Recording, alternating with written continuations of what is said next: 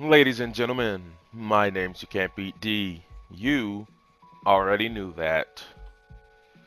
This isn't really ever a kind of video I thought I'd make, but I've never felt so uniquely strong about something that I'd regret it if I just never made the video.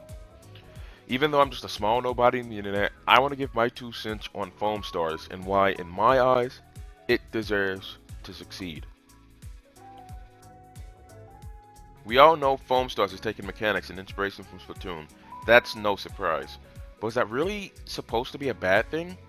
I mean, the same was said when Overwatch first released. People brushed it off as a Team Fortress 2 clone because of that thing, such as a European healer who heals you with a fancy beam, a bombastic explosive guy, and they both had two big Russian characters who used two-handed weapons. But in the end, Overwatch became one of the biggest games in the world at one point. Let's not worry about how it's doing now. Think about the platform fighter genre. Smash didn't invent the formula, of course, but how many platform fighters can you think of that have wave dashing, or some sort of sign? Sometimes they'll happily mix together concepts from existing Smash characters, other times they'll just straight up take Marth with a couple changes. And sometimes they won't do any of that. They'll get together and do their own completely unique thing, and those, funnily enough, are the ones that people hate the most online.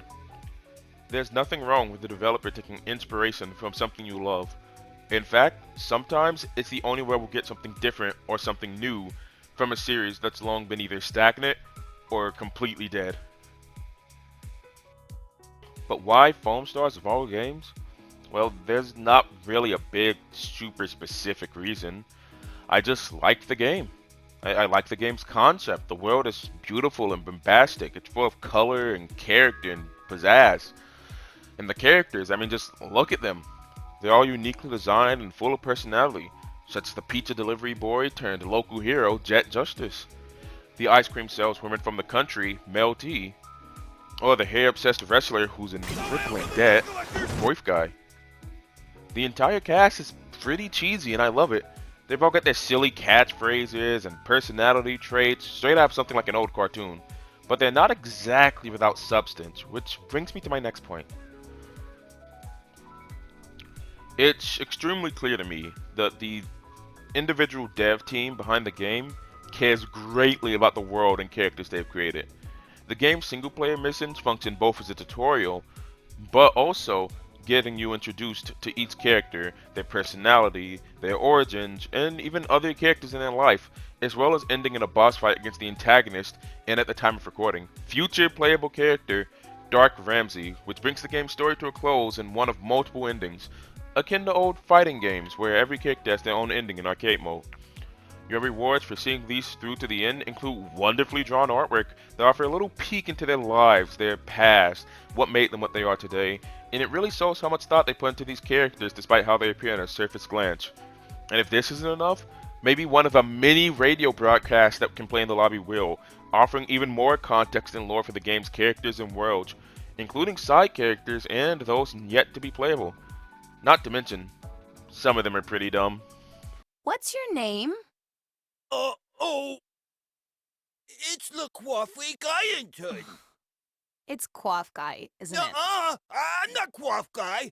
I got nothing to do with him, I promise. If you say so. What's your question then, LaQuaffy? What should I do when I can't style my hair? Thanks. And it's not just the radio broadcast. Even the in-game stores and brands have their own uniquely designed logos, ads, etc. A similar level of energy that goes into the Splatoon games in my opinion. And this, combined with the world building from the story missions, really helps the world feel alive despite its over-exaggerated swagger and overall positive and happy vibe, besides in the story mode when things are going horribly, terribly wrong. I cannot talk about this game without bringing up its soundtrack. So far, they have not dropped a single bad song in this game. And I feel like its OST is going to be slept on a lot due to the game it's attached to. But between the battle music, the story mode music, and everything else, there's just bangers left and right. Even the characters' idle animations are synced to the BPM of the current music playing, kinda like Hi-Fi Rush. Look, take a listen.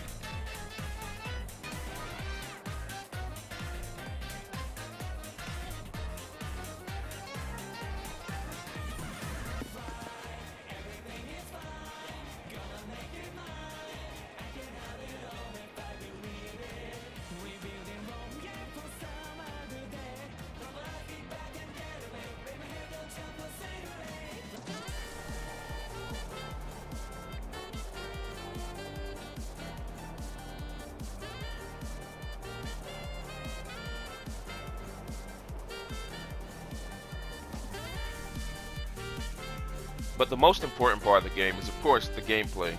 And well, Foamstars gameplay is pretty simple. At its core, it takes a lot from Splatoon, which again, isn't a bad thing. So at the end of the day, another color-based movement shooter means more fun for me. Especially since I appreciate the differences in the both game have to offer. Such as what would be your swim form in Splatoon 2 is a surfboard in Foamstars which you can use to confirm your chills, as well as rescue teammates by slide kicking into them. Or even with special emotes, which is a really neat thing. You have a normal reload rather than swimming in ink, and characters have abilities and preset weapons rather than a kit system. It's a blend of mechanics that make it feel familiar but fresh at the same time. In some ways good, in others, not so much. There's no roles in Foamstars, but every character has something they excel at. Take the poster girl, Soa. She's your get in, get out, duelist flank, ready to pick off an easy target and escape. The Baristador is great at foaming and coverage, and it makes him the closest we'll get to a true support character. And Penny Gwyn's your average everyday solid assault character who can pick up and use with no real issue. The game currently features 3 main game modes which all have their ups and downs, but overall are extremely fun when played normal. I'd be remiss if I didn't mention Smash the Star, the main game mode, becomes a bit of a pain under the right circumstances. An online shooter in modern day, I bet I'm barely gonna unlock anything without paying, right? Well, that's what I was thinking too, but to my surprise, tons, and I mean tons, of emotes, stamps, player icons, title cards, title nicknames, lobby decorations that you can use to customize your hub area are all unlocked just by playing matches, with them adding in even more with additional updates. Sometimes it's matches you play in different game modes or different characters, but nevertheless, you can unlock them all by playing. Some have special conditions such as prestige, or as I like to call them, flex skins that you unlock after winning with your character an absurd amount of times.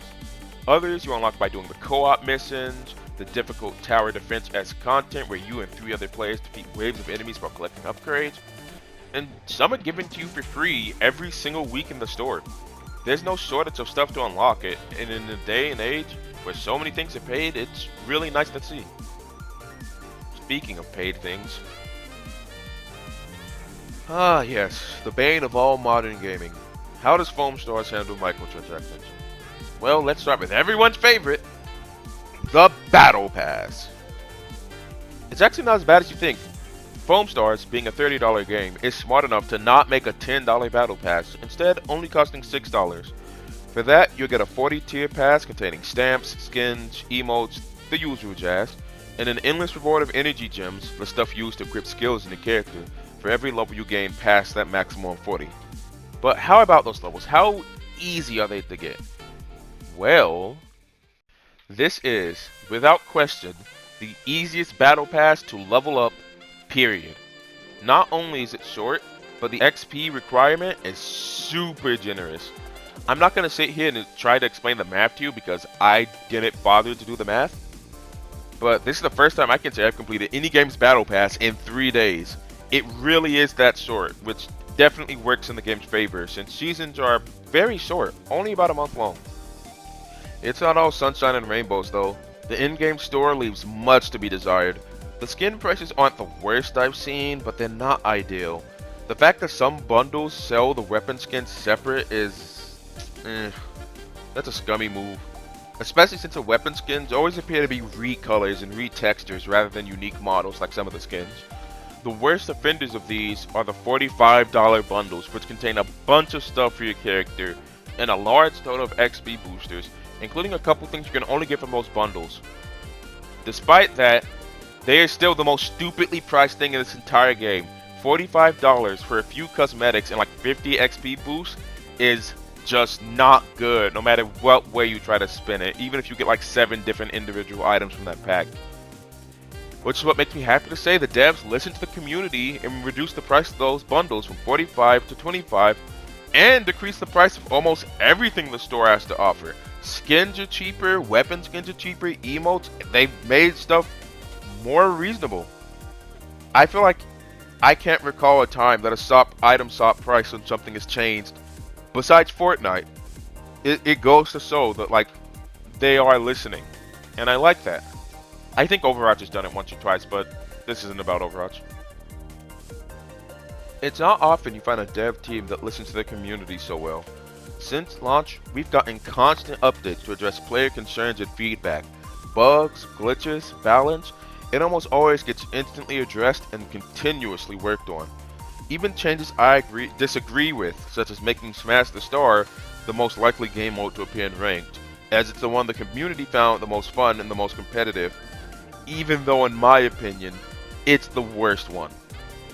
Even though there's issues they've had to work on for a while now, such as the matchmaking, a team that listens to their community this much shouldn't go under the radar like this.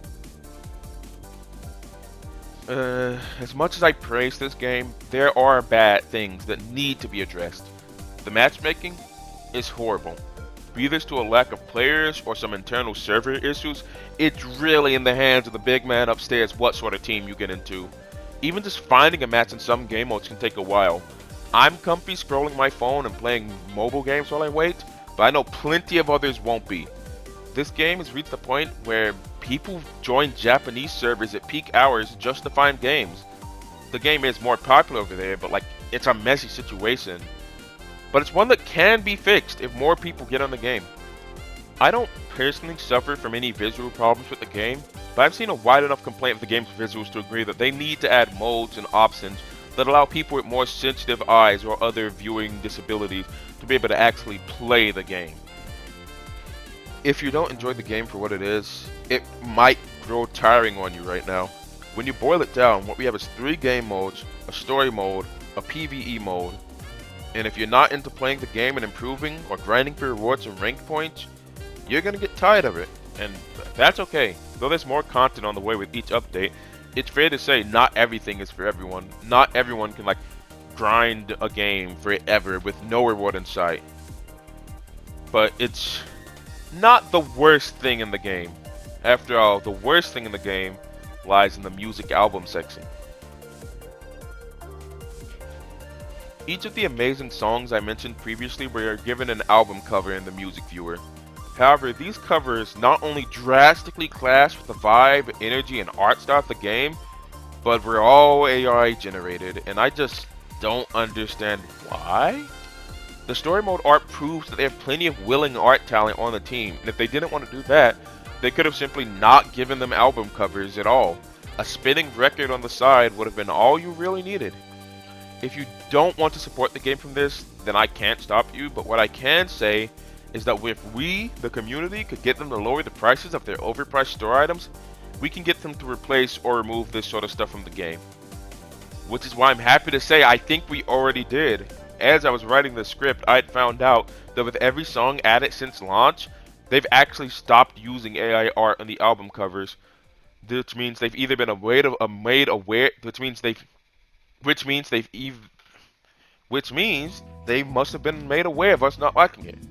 If we can get the rest of the AI album covers out as well, then that would just be fantastic and another showing of the devs listening to their player base. I want to see this game reach its full potential. I think it deserves to. I may be a nobody in a sea of people and videos that despise this game for breathing, but I see what it can be, and if I sat here and said nothing, even though saying anything may as well be as good as saying nothing, I just never forgive myself when we get that inevitable end of service announcement. This game is currently a PlayStation exclusive, but we've known for a while now that come August 5th, they will most likely put it on other platforms. I hope that that can be the boom this game needs to succeed, but I don't just want to hope, I want to be sure. That's why I've been making so many Foamstars videos and plan to continue to do so. I want the world to know about this game, and I don't want it to just unceremoniously die like so many wonderful online games before it.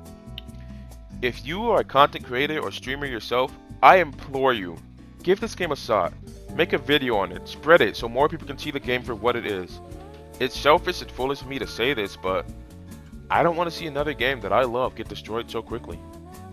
That's all I've really got to say. Thank you for watching this, and well, yeah, catch you around.